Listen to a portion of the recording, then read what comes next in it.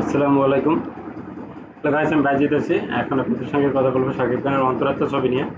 অন্তরাত্মা ছবিটা মানে 2020 সালের দিকে বানাইছে আমি যতদূর জানি।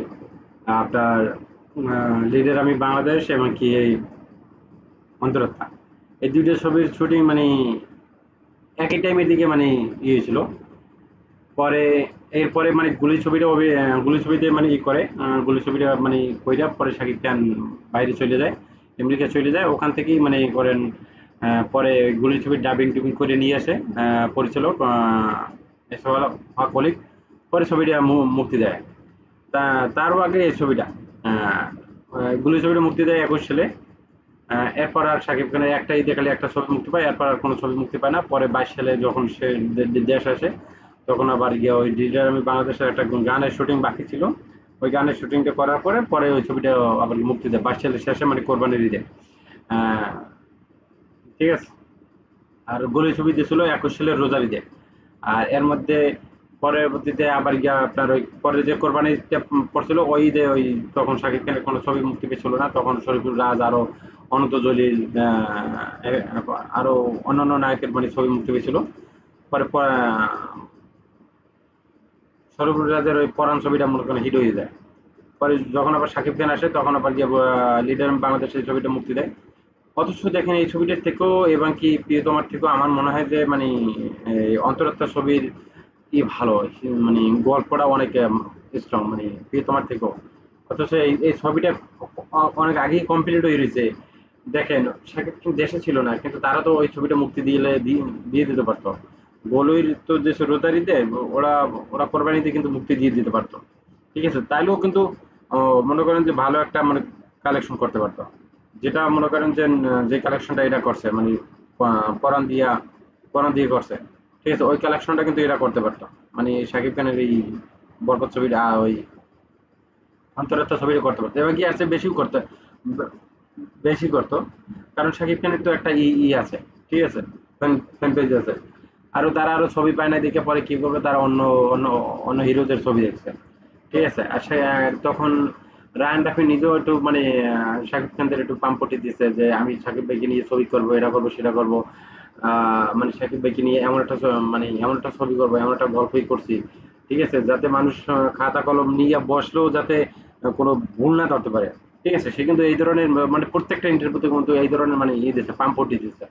ঠিক আছে, পরে কিন্তু তার ছবির প্রতি মানুষ একটা মানে হয়, সাকিবিয়ানরা, যে তার ছবির প্রতি মানুষ একটা মানে আগ্রহ করে।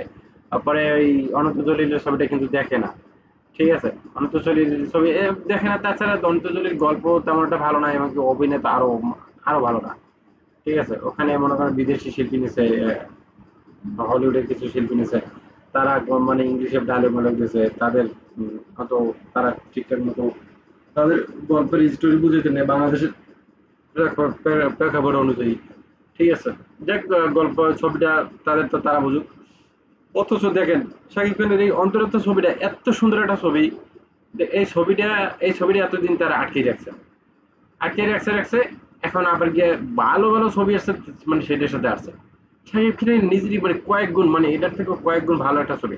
অন্তরাত্মা ছবি অবশ্যই ভালো, গল্পের দিক থেকে অনেক স্ট্রং একটা ছবি, স্ট্রং একটা গল্পের একটা ছবি। এবং এই শাকিব খানের ছবিও মানে অভিনয় অনেক দুর্দান্ত হয়েছে। যখন এই ছবিটা করে তখন যখন মানে স্টিল ফটো মানে পিকচার গুলো মনে করেন যখন হয়ে যায় সোশ্যাল মিডিয়ায় মানে আউট হয়ে যায়, তখন কিন্তু মানুষ মানে এটা নিয়ে মানে আলোচনা করে। এবং কি এই ছবিটার প্রতি মানে অনেক দর্শকের মানে সাকিবিয়ান এবং সাকিবিয়ান ছাড়াও মানে এই ছবিটা দেখার প্রতি একটা ছিল না। সাকিব খানের মানে নতুন একটা স্টাইলে একটা লুক, তারপরে কি মানে একদম অন্যরকম, মানে এই সাকিব খানকে আগে কখন মানুষ দেখছিল না। ঠিক আছে, মানে এমন একটা গেট আপ দিছ মানে এই ঈদে অজয় আলী সুমন। অথচ এই এই ছবির যারা প্রডিউসার তাদের কিন্তু টাকা পয়সার অভাব নাই। ঠিক আছে, তাদের সঞ্চালন একটা কি একটা মামলা মানে চলতেছে। পরে ওনাকে যে নাকি জেলে না কোথায় যাইতে হয়েছে। ঠিক আছে, মানে না বিদেশ গেছে, আমি আমার সঠিক মনে নেই। আমি যেটা জানি আর কি এটা বললাম। অথচ এত এত সুন্দর একটা ছবি তারা কিন্তু এত আগে মুক্তি দিতে পারতো। ঠিক আছে, তাও ওদের নাই। এই এখন আসছে, এখন এই অনেকগুলো ছবি লাগে আবার কি ক্লাস করতে আসছে। এবার এই ফেব্রুয়ারি মাসের মধ্যে এই ছবিটা মুক্তি দিত। তাহলে কিন্তু হয়ে যেত এই 14ই ঈদে। তো 15 দিনও মনে করেন ভালো একটা কালেকশন করতে পারতো। এমনি হল মালিকেরা না খাই আছে, তারপর গিয়া মনে করেন যে ছবি পাইতেছে না, ভারতের ছবি, আমাদের হলিউড বলিউড ছবি সবকিছু এখন বন্ধ করে দিচ্ছে, মানে বন্ধ করে দিল। ঠিক আছে? তা সেখানে যদি এমন একটা শাকিব খানের একটা ছবি থাকতো তাহলে তারাও 2টা টাকা ইনকাম করতে পারতো।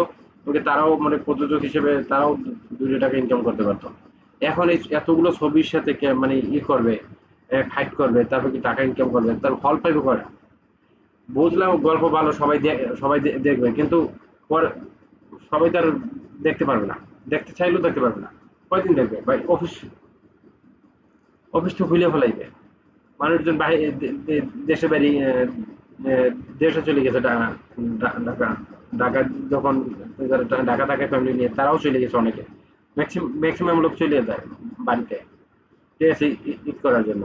সেখানে এত সুন্দর একটা ছবি তারা এইটা কেন করলো আমি বুঝি না। মানে আহ, তবে এটা বেশি একটা আমার কাছে ভালো লাগে না, মানে টেইলার কাটিংটা বেশি একটা ভালো লাগে না, কিন্তু গল্পটা খুবই স্ট্রং। এবং এই গান দেশে গানটাও খুব ভালো লাগছে, মানে শ্রুতি মধুর একটা গান। কিন্তু এটা কেন কেন করলো আবার গিয়ে, মানে এমন ভাবে ছাড়তে আছে, ভোট রাখতে ছাড়তে আছে, টিজার ছাড়তে আছে, সকালবেলা মনে করেন আমরা টেইলার ছাড়তে আছে, এই বিকালবেলা আবার আপনার গান ছাড়তে আছে। এটা কোনো এই অনন্য মামুনের এইটার দায়িত্ব হবে কি অনন্য মামুন হয়েছে। এই অনন্য মামুন এই ঝামেলাটা আসলে একটা ফালতু একটা ঝামেলা। ওই ঝামেলাটার মাথায় কোনো কাজ করে না। আমার মনে হয় যে অন্যের ভালো উনি মনে হয় সহ্য করতে পারে না, অন্যের ভালো দেখে উনি সহ্য করতে পারে না। উনি বিরহে মরতে মরতে মনে করেন যে নিজের কাজটাই নিজে আউলিয়ে ফেলে।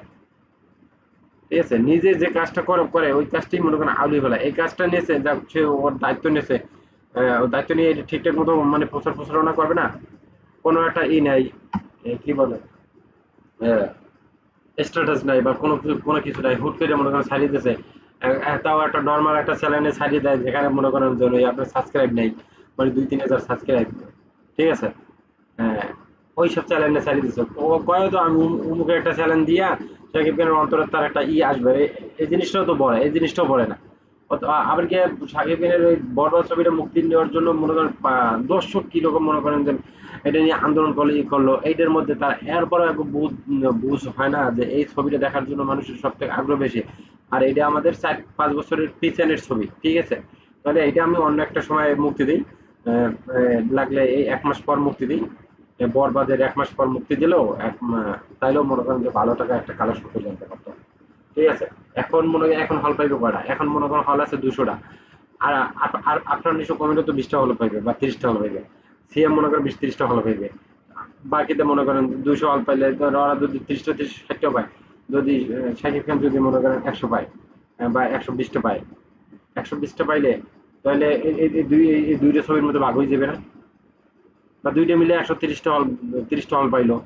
তাহলে এইটারে কমাইলো তো 30টা হল দেওয়া লাগবে। এটা 30টা হল দিল। আর মনে করেন যে এই বরবাদ 100 হলে চললো। তারপর অন্য অন্য যে ছবিগুলো আসবে, হ্যাঁ, তারা কি দুইটা দুইটা 4টে 5টা হল পাইবে না?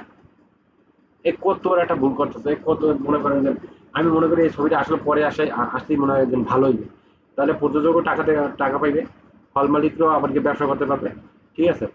মানে মানে সবই হবে, এবং কি গল্পের ইও থাকবে, যে ভেরিফিকেশনও থাকবে যে না গল্পটা ভালো, ছবিটাও ভালো চলছে, মানুষ একটা আগ্রহ হইবে। ঠিক আছে?